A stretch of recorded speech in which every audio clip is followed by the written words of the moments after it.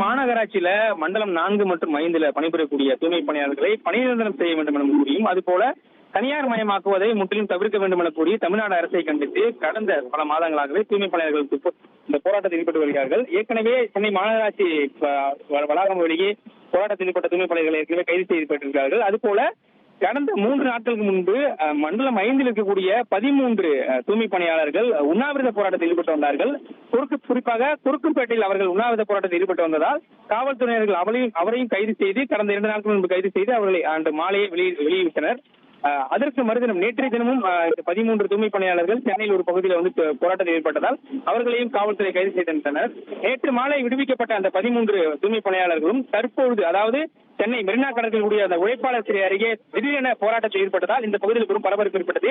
ஏற்கனவே இவர்கள் போராட்டத்தில் இந்த பகுதியில் ஈடுபடுவார் என காவல்துறைக்கு தெரிந்த அடிப்படையில் கிட்ட 50க்கும் மேற்பட்ட காவல்துறைகளை இந்த பகுதியில் குவிக்கப்பட்டு போராட்டத்தில் ஈடுபட்ட அந்த 13 தூய்மை பணியாளர்களும் உடனடியாக கைது செய்தனர்.